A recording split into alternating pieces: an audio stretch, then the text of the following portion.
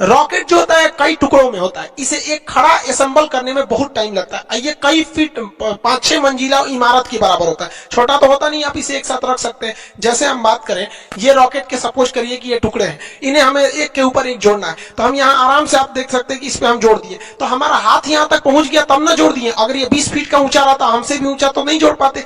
यही प्रॉब्लम हो जाता है इसरो के सैटेलाइट रॉकेट्स के साथ। इन रॉकेट को कई टुकड़ों में लाया जाता है और यहाँ रख के क्रेन की मदद से खींचा जाता है।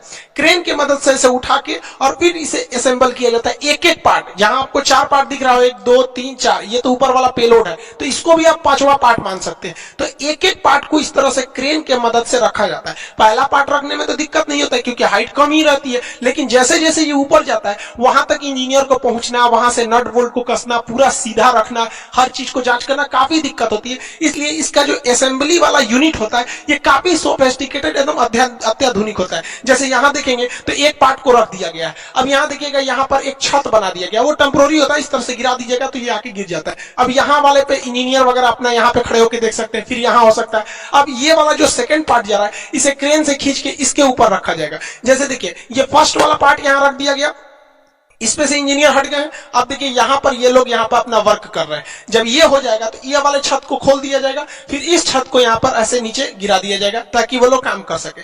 ये असेंबली यूनिट होती है, कई फ्लोर बाई फ्लोर होती है जिसमें जोड़ा जाता है। जैसे ये देखिए, यहाँ आपको दिख रहा होगा रॉकेट का एक नीचे वाला पार्ट है।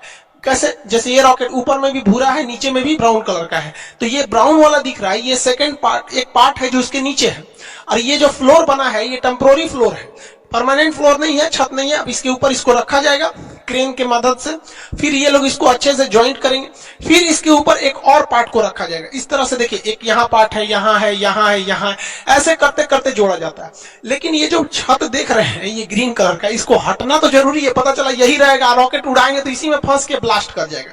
तो ये टेम्पोररी होता है। जब रॉकेट के सारे स्टेजेज को आपस में जोड़ लिया जाता है तो ये जो छत टाइप का बना था इसे फोल्ड करके हटा लिया जाता है। देखिए, ये फोल्ड करके हटा लिया गया और इसको एक बहुत बड़े ट्रेन टाइप का होता है जिसे हम लोग रॉकेट कार कहते हैं, इससे अब इसको आगे की ओर ले जाया जाता है, अब लॉन्च पैड की ओर ले जाया जाता है। यहाँ तो इसे असेंबल किया गया था, अब यहाँ से इसको लेके जाया जाएगा।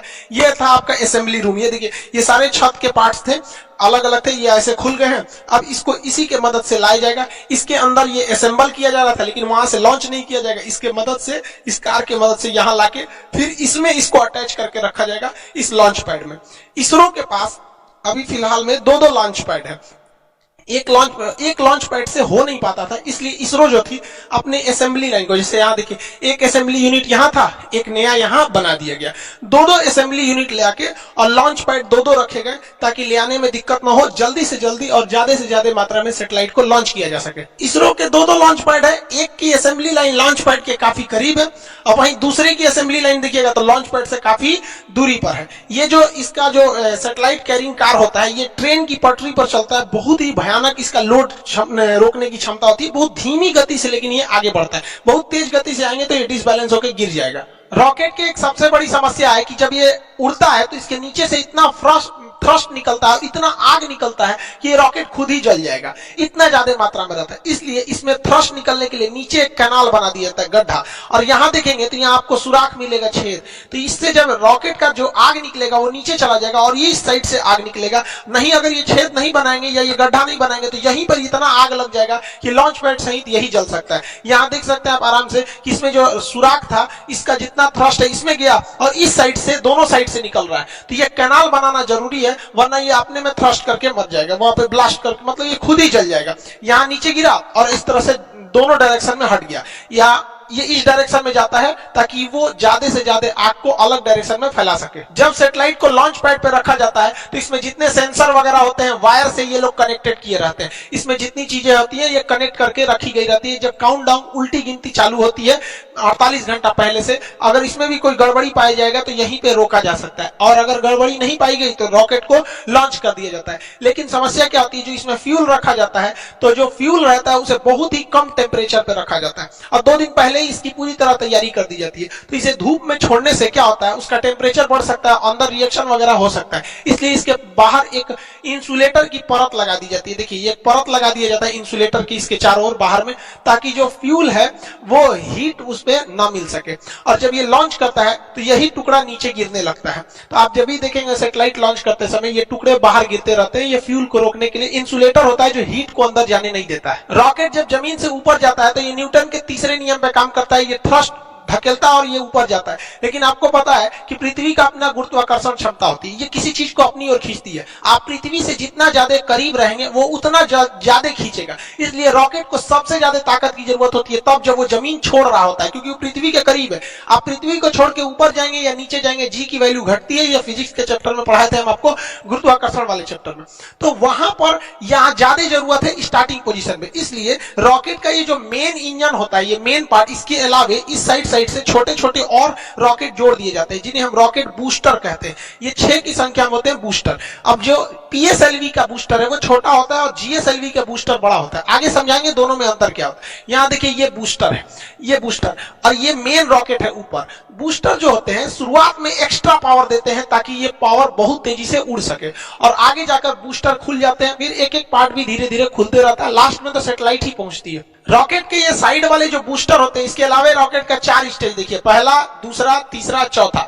ये ऊपर वाला ये होता है, इसे पेलोड भरा होता है, इसी को हम लोग बोलते हैं प्रोटेक्टिव केसिंग। ये ढक्कन के समान होता है। इसी ऊपरी भाग में हम लोग सैटेलाइट को रख के या जिस चीज को लॉन्च करना है उसको इसमें रख के भेज देते हैं। अब देखिए ये ऊपर वाला जो सैटेलाइट केसिंग होती है, देखिए साइड में ये हिस्सा है, इसी के अंदर हम लोग सैटेलाइट को रखे हैं। सैटेलाइट को रखने के बाद इसको जब ढक देते हैं तो ये पूरी तरह से बंद हो जाता है। जो रॉकेट का ऊपरी भाग देखते हैं ये खुला हुआ रहता था, यही वाला हिस्सा है। देखिए ये एक साइड में इधर खुला हुआ है, एक साइड में इधर खुला है, बीच में इसको बंद कर दिया जाता है। तो ये रॉकेट का बीच में बंद कर दिया गया। तो ये जो होता है उसका प्रोटेक्टिव केसिंग होता है, इसी के अंदर सारे रॉकेट को भरे गए रहते हैं। इस बार जैसे देखिए, जैसे रॉकेट जाता है तो ये प्रोटेक्टिव केसिंग खुल जाता है, इसके अंदर सैटेलाइट होते हैं। अमेजोनिया 1 ब्राजील का जो सैटेलाइट है ये पूरी तरह से ब्राजील के जंगलों पर नजर रखेगा। ब्राजील का जो जंगल होता है ये वर्षा वन होते हैं, ये टोटल दुनिया का 20% ऑक्सीजन यहीं से निकल जाता है। इतने घने जंगल होते हैं कि इसके अंदर कई बार जंगल का ऐसा एरिया है जहां सूरज की रोशनी नहीं पहुंच पाती, इतने जंगल है।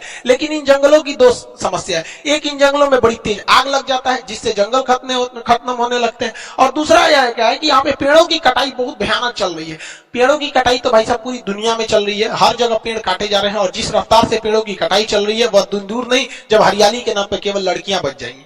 तो इसके लिए जो ब्राजील है वो अमेजोनिया 1 नाम का सैटेलाइट लॉन्च कर रहा है ताकि वो अपने जंगलों पर नजर रख सके। भैया जरूरी भी है, पूरी दुनिया का फेफड़ा कहा जाता है ब्राजील के जंगलों। इसमें 19 सैटेलाइट थे जिसमें एक अमेजोनिया 1, दूसरा महत्वपूर्ण था सिंधु नेत्र। ये भारत ने छोड़ा था। ये समुद्री क्षेत्र पर निगरानी के लिए किया गया क्योंकि घुसपैठ वगैरह न हो। आप याद कीजिए अजमल कसाब जैसे जो घुसपैठ हुए थे छोटे मोटे जहाजों से, इस वजह से वो समुद्री एरिया में किसी भी संदिग्ध जहाजों पर इस सैटेलाइट से नजर रखा जा सकता है। क्योंकि वो जो टेररिस्ट वगैरह जो घुसते हैं या स्मगलर जो ड्रग्स वगैरह का करते हैं, उन्हें लगता है कि नहीं यहाँ से तो कोई मतलब नौसेना की जहाज नहीं है। तो कितना बेहतरीन कोऑर्डिनेशन हो जाएगा। जैसे मान के चलिए नौसेना ने कहा कि भैया इस एरिया में मेरी जहाज नहीं है, तो सैटेलाइट से उस एरिया पे ज्यादा नजर रखा जाएगा। और जिस एरिया में नौसेना अभी पेट्रोलिंग पे है तो उस एरिया की सैटेलाइट पे उतना फोकस नहीं किया जाएगा। देखिए इसरो जो है, इंडियन स्पेस रिसर्च ऑर्गेनाइजेशन, इसका काम केवल है कि रॉकेट बनाओ और उसको सैटेलाइट बनाओ, दोनों को लॉन्च करो। लेकिन इसमें एक कमाई का भी जरिया हो सकता है। विदेश के लोग जो है, बहुत सैटेलाइट बनाना बहुत मुश्किल का काम नहीं है, लेकिन रॉकेट बनाना बहुत मुश्किल काम।